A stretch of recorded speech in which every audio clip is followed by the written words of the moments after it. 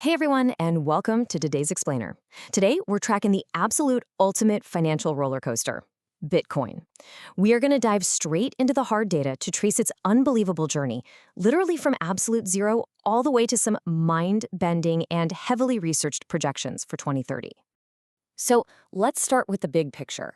From that staggering all-time high of $126,198 back in late 2025 to a highly volatile 2026 where we've seen pullbacks into the 60 and 70,000s, how exactly did we get here? The stakes in this market, well, they've really never been higher. And to understand this recent price action, we absolutely have to look at the asset's foundation. All right, Section 1, Bitcoin's wild historical ride. Okay, let's dive right into this. When you look at the data from SoFi, it's basically a story of unprecedented leaps. Back in 2009, the Genesis block, the very first batch of Bitcoin, was mined, and the asset was literally worth $0. Then, fast forward to 2013, it violently breaches the $1,000 mark. The 2021 bull run completely shatters expectations, hitting over $68,500. And finally, that crazy crescendo in the fall of 2025. $126,198. Just let that number sink in for a second. An asset that started as this obscure piece of digital code could suddenly buy you a luxury sports car outright. No way, right? But to understand why these massive leaps happen in the first place, we really need to understand the mechanics underneath the hood. Which brings us to Section 2, the halving effect explained. So a halving is basically the core engine driving these cycles. It's a pre-programmed event built directly into Bitcoin's code. Every 4 years, the reward given to miners for validating new blocks gets cut exactly in half. The creator, Satoshi Nakamoto, designed this specifically to mimic the scarcity of physical resources. Think of it like mining gold, enforcing a hard, unbreakable cap on supply. Let's look at the data and see how this builds over time. Data from VanEck shows just sheer explosive growth following that very first halving in November 2012. Before the event, Bitcoin was trading at a whopping $10.59. But just 180 days later, it had catapulted past $126.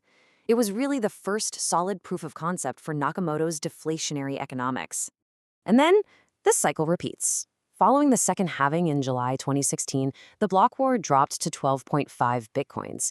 This laid the fundamental groundwork for what became that massive retail-driven bull run of 2017, where Bitcoin pushed past $1,000 and eventually raced toward $20,000. Next up is the third halving in May 2020.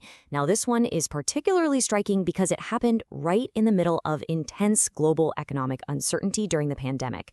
Despite massive macro fears, Bitcoin showed incredible resilience. Within 180 days of this halving, it climbed from under $7,000 to nearly $15,000, perfectly setting the stage for those massive 2021 highs. Which brings us to the fourth halving in April 2024.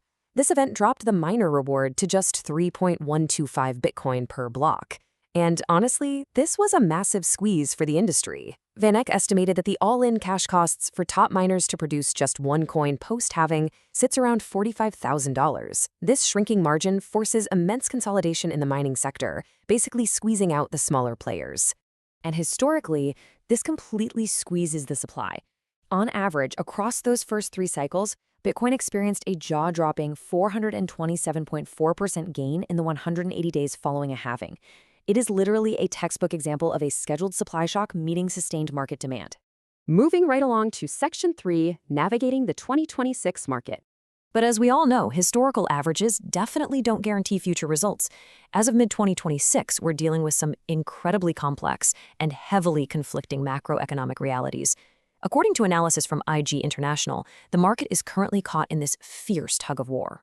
On the bullish side, we've got massive, undeniable institutional demand. Spot Bitcoin ETFs, particularly BlackRock's iShares Trust, have seen weeks of billion-dollar inflows as traditional finance eagerly adopts the asset.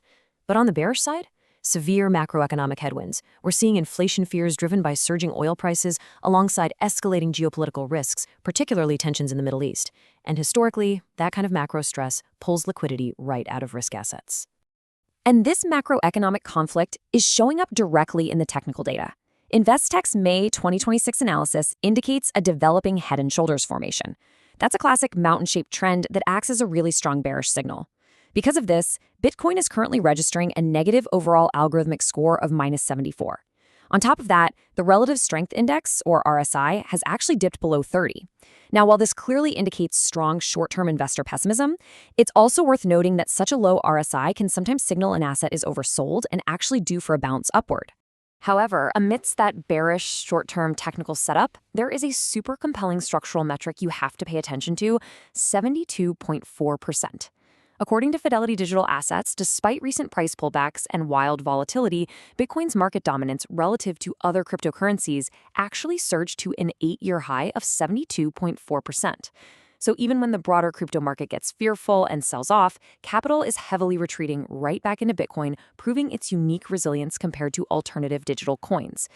So, when you have deep-pocketed institutional adoption colliding head-on with intense macro volatility and technical pessimism, it really forces the ultimate question: where do we go from here?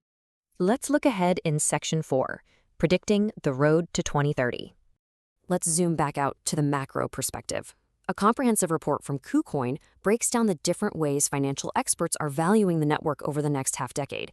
We have 3 distinct frameworks here. First up, the stock-to-flow model. This one focuses heavily on scarcity and those halving cycles we just talked about, and it projects a staggering $500,000 to $1 million per coin. Wow.